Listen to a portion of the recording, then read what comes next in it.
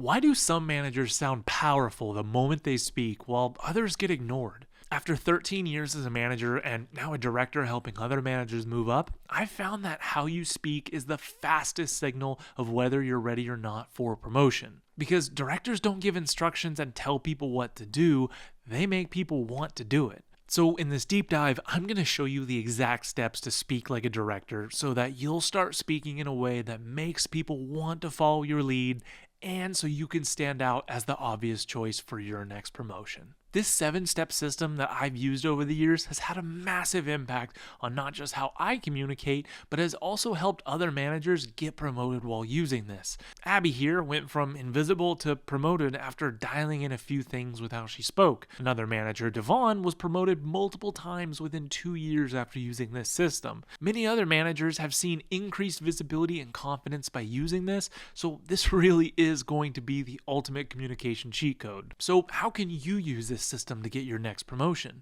Each step that I'm going to show you gets more important than the last, but don't skip ahead because you need to know the fundamentals. Also, don't worry about taking notes. I've created a cheat sheet of this whole video that you can just download in the link below. But before I get into the 7-step system, there's a critical framework that you need to know when you speak to people, otherwise this system just doesn't work. So what is this critical framework that will help you get promoted? Well, to understand how this works, I want you to imagine you're trying to play the opening guitar lick to Smoke on the Water.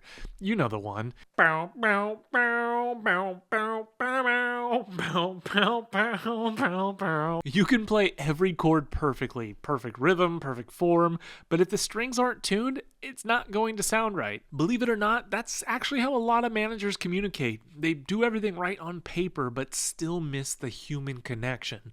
The tone's off, the timing's off, and the message just doesn't land the way they think it does. So how do you fix this? Well, let me ask you this. Have you ever had a moment where you said something that you thought was pretty basic, but an employee reacted like it meant something entirely different? That's because every person you lead has their own frequency, how they take in feedback, pressure, or direction. And if you miss it, even a good message will end up creating that friction. You don't just prepare what you're going to say, you tune into who you're saying it to. So how can you make sure your message matches the person that you're speaking to? That's where I use the ABCD framework. It's a simple system that can break people down into one of 4 categories. Usually most people are a blend of all 4, but there's always going to be a dominant trait that you're speaking to. So the first type in this system is going to be our type A, or the driver. They're fast, they're focused, and they're always thinking about results. This is like your CEO type. They want the headlines, not the paragraphs. With them, you want to say something like, here's what we achieved and here's what I recommend next. Then stop talking. They'll respect that you value their time and move straight into solutions. Next is our type B, or our social butterfly. They run on connection and energy. Think of a happy-go-lucky salesperson with this type. If you walk in all cold or all business, they'll tune you out. So start with warmth and emotion-based language. Once you've built that spark, then you can get down to business. But always try to find ways to make things fun by setting goals or gamifying their work. Then we have the type C, or the thinker. They live in logic and structure. They trust data more than they do passion. Think of these as like your data analyst types. With them, you want to lay your points out step by step. Like, here's what's happening, here's the data behind it, and here's what I do. They'll engage and buy in when they see that you've done your homework. And then finally, we have the type D, or the supporter. They care about stability, people, and trust. Think of these as like the office moms and dads. These people are usually the plasma and the glue of the office. With them, if you push too hard, they'll shut down, so slow it down. The steadiness is what builds real loyalty with them. So this week, I want you to pick one conversation. Maybe it's your next one-on-one or next meeting, and just ask yourself, is this person an A, B, C, or D? Then tune your message to that style. You'll notice people listen longer, push back less, and start seeing you as someone who just gets it. When you start to shift how you speak, remember that this isn't changing who you are. It's simply speaking the language of who's sitting in front of you. And that's what real leaders do. They meet people where they are, not where they wish they were. But even if you know how to speak to people, there's a massive mistake most managers make when they speak to their team, especially during high stakes conversations. But by using the first foundational step I'm about to show you in my system, you'll not only avoid this mistake, but you'll stand out from the crowd of managers vying for the next promotion. So what is this mistake and how do you avoid it? I really figured this out the first time I had to let somebody go. The first time I ever had to fire someone, I was nervous out of my mind. I'd gone over what I was going to say 10 different ways, had the whole thing mapped out in my head. But because I had been amping myself up so much right beforehand, the second I sat down, it all just disappeared. My throat went dry, my heart was racing, and I just started talking and over-explaining and apologizing, trying to make it feel less awful than it was. It was bad, y'all. You would not have been watching a video from that version of me. But that moment taught me something. When you have these high-stakes conversations, in order to have clarity top communicators have, you need to learn to harness those nerves. So how do you actually stay steady when the pressure hits? Well, it's normal to feel nervous. As Zig Ziglar says, everyone has butterflies. You just need to get those butterflies flying in formation. And in any high-stakes conversation, whether it's firing, tough feedback, a confrontation, the first 10 seconds are everything. That's where your mind either takes over or takes off. Instead of rushing in, just take a moment and run this simple 3-part reset. Number 1, just start by resetting your body. Take one slow breath, drop your shoulders, plant your feet. When your body settles and your heart rate slows, your mind is going to follow. Then you need to reset your tone. Pause for 3 seconds before you speak. Lower your volume just a little and speak from your diaphragm, not your throat. That pause gives you control. It gives your brain a second to catch up and your nerves to settle down. Speaking from your diaphragm adds some bass to your voice and makes you sound calm and in control. And finally, you need to reset your focus. You always want to aim for composure, not being comfortable. Hard conversations aren't supposed to feel good. They're supposed to be clear. When you focus on the outcome instead of discomfort, you keep your center even if the moment feels heavy. Do this quick reset before your next tough conversation. You'll feel steadier, clearer, and more in control of the moment. You're not suppressing your emotions, you're just channeling it into steadiness. And that's what separates a manager reacting under pressure from a director leading through it. But even if you're perfectly calm and composed, you can still make the next mistake that I see managers make over and over. Honestly, I think most managers don't even realize they're doing this subtle habit that sabotages their career.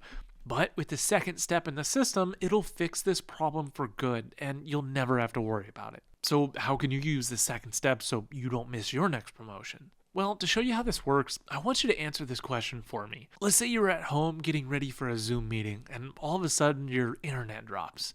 You have minutes until this critical meeting starts, so you go to YouTube for help. You see 2 options. One's a 20-minute long video, and the other's a 30-second short. Which one are you clicking? Exactly, the short.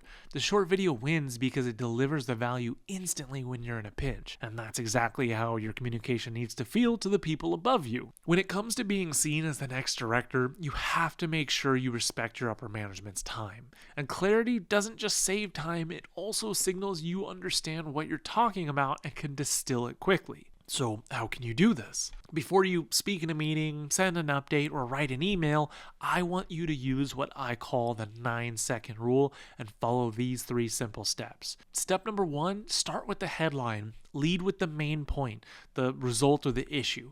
People want to know what happened before they care why. This is probably the hardest part, but you can always use AI to help you boil something down.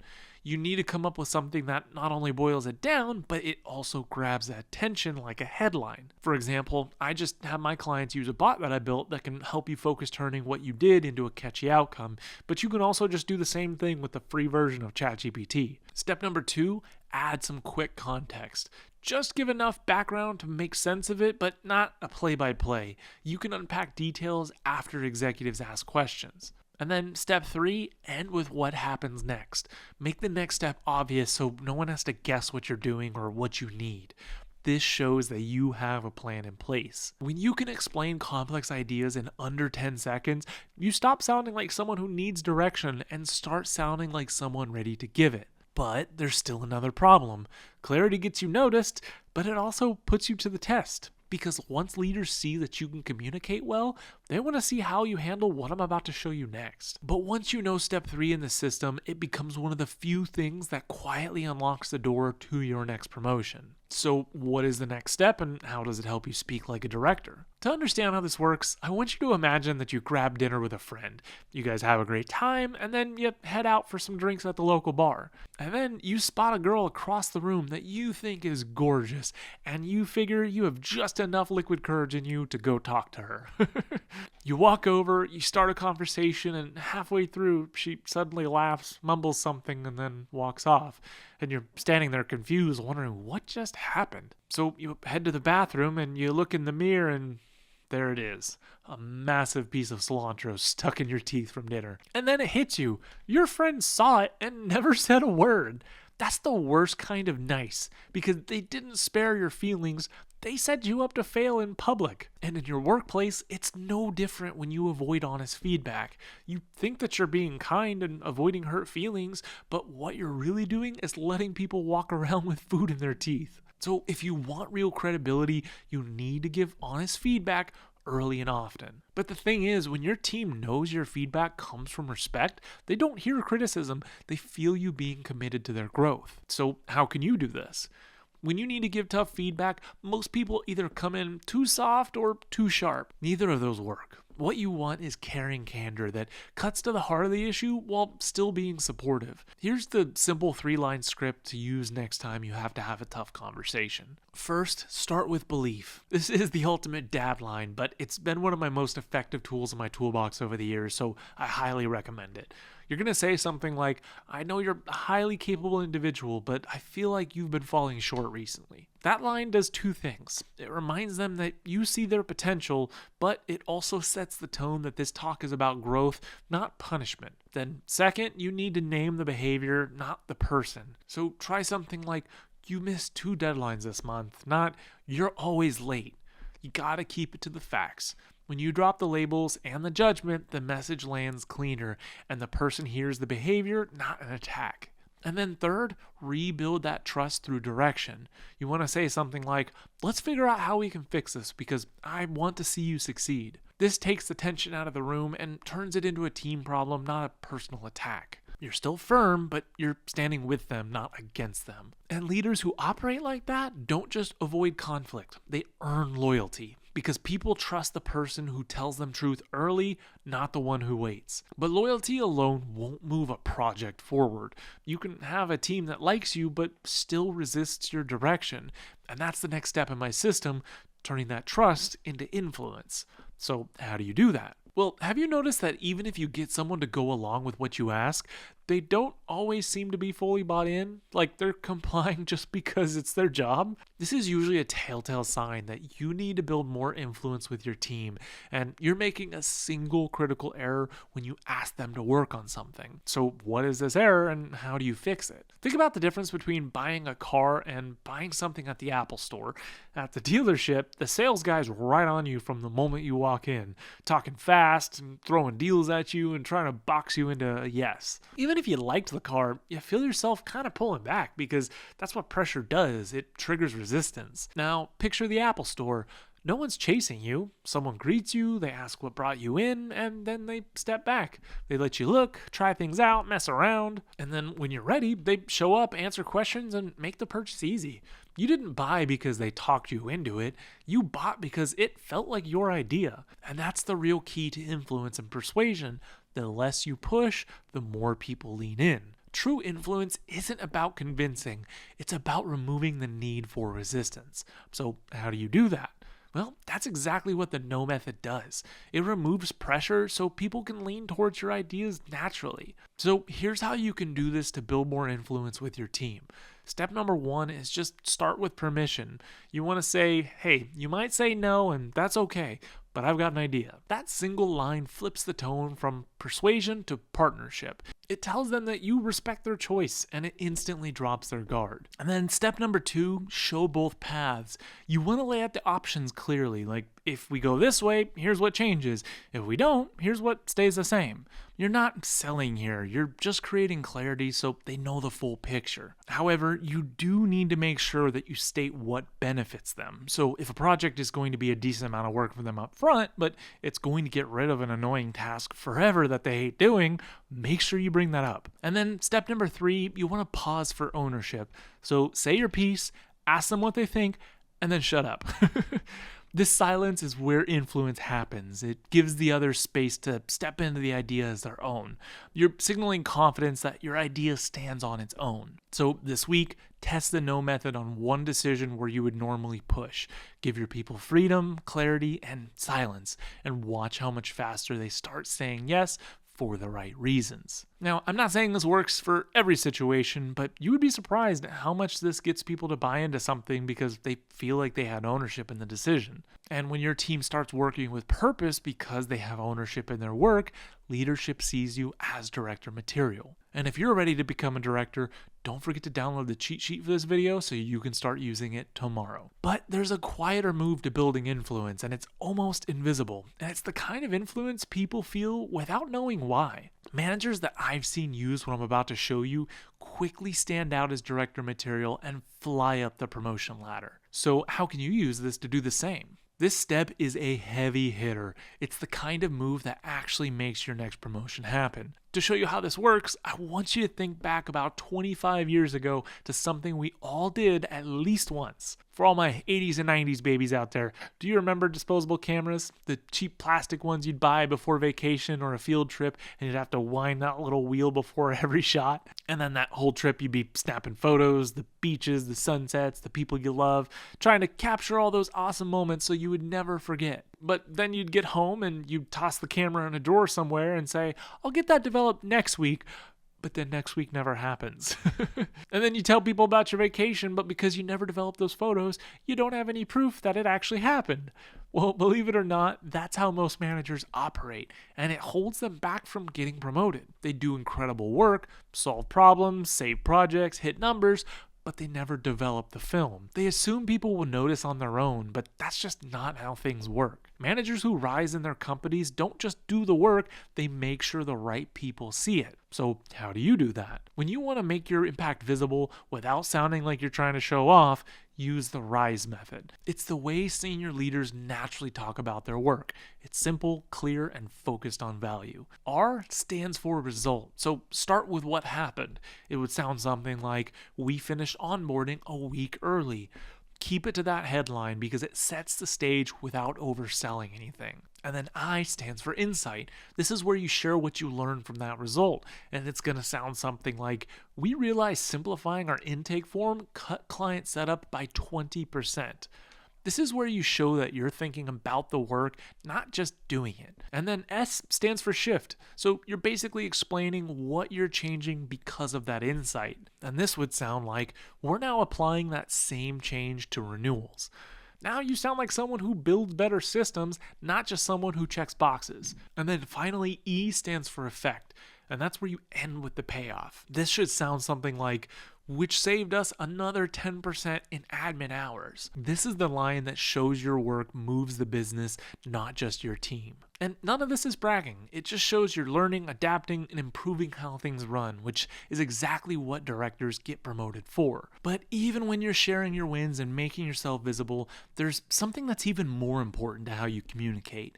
This is what makes people across all industries stand out from the crowd, even if your wins aren't as great as the person next to you. And honestly, there's so few people in the professional world that do this, that when someone uses this, it immediately makes them sound like leadership material. So how can you actually stand out from everyone else and get promoted? Have you ever noticed how some people start talking and the whole room just goes so quiet you could hear a pin drop? They're not getting that attention because they're louder or because they're trying to dominate the space, but because they talk in a way you can actually see what they mean. Your brain automatically leans in. And here's the perfect example of that. So you head to the bathroom and you look in the mirror and there it is. A massive piece of cilantro stuck in your teeth from dinner. If earlier in this video I would have just said you need caring candor for your people to trust you, you probably would have nodded, maybe agreed, and probably forgotten that idea by tomorrow.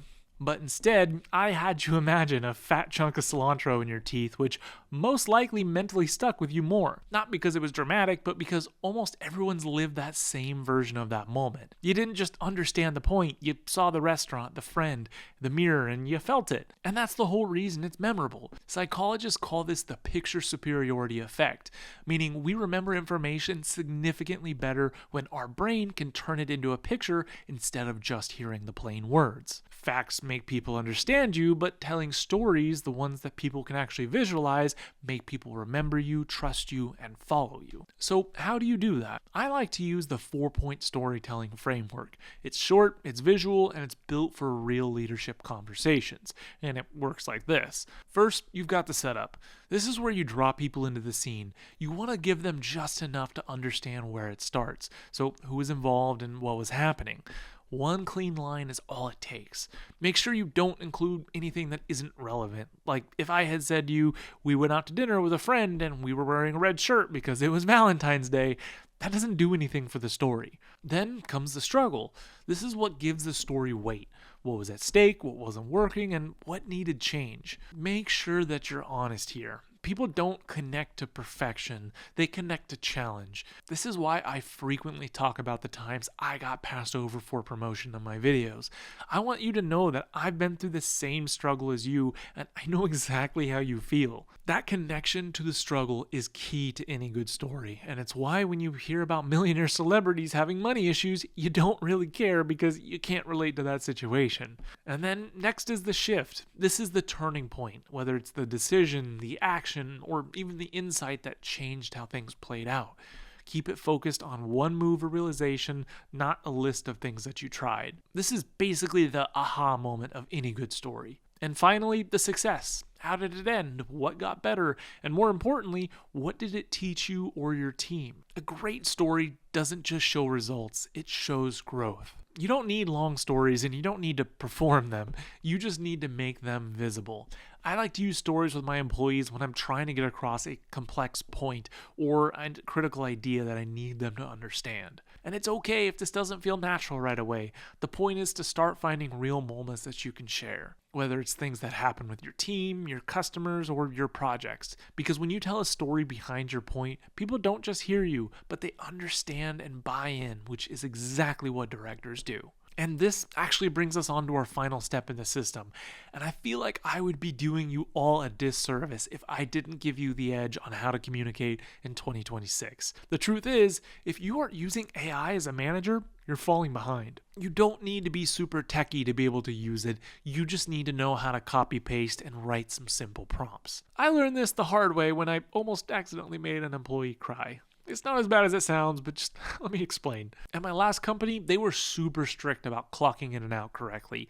And they basically made it to where if your team had clean clock-ins, as a manager, you get to take off half days for Fridays. So me, wanting to get those half days, every day I'd email out reminders to anyone who forgot to punch in or out.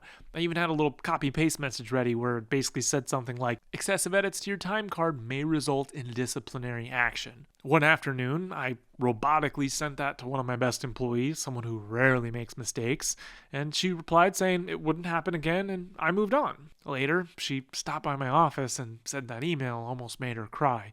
She was the type of person that identified with doing everything right, so when I sent that email, she wasn't upset about the rule, it was the tone that made her feel like she wasn't doing a good job.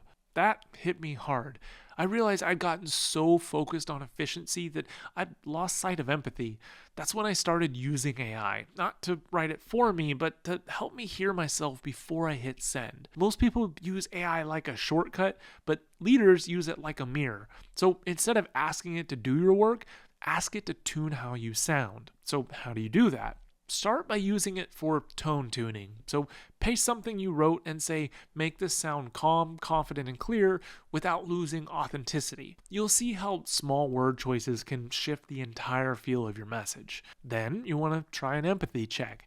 Ask, keep this direct, but soften the edges so it feels supportive. You'll learn how to deliver tough messages without sounding cold. And finally, do a clarity pass. This would sound something like, condense this into 3 lines an executive could scan in 10 seconds. You'll start to hear what clear actually sounds like. Leaders who can pair emotional intelligence with AI precision communicate on another level. They come across calm under pressure, thoughtful in tone, and strategic in language. AI doesn't replace your leadership voice, it just simply refines it. And the leader who communicates like a director gets treated like one. But even if you're using AI to sound like a director, it won't matter if you don't think like one, the kind who knows the ins and outs of their industry. So go watch this video next where I'll show you how to use AI to uncover everything top leaders know about your industry in 5 minutes flat and give you the edge for your next promotion.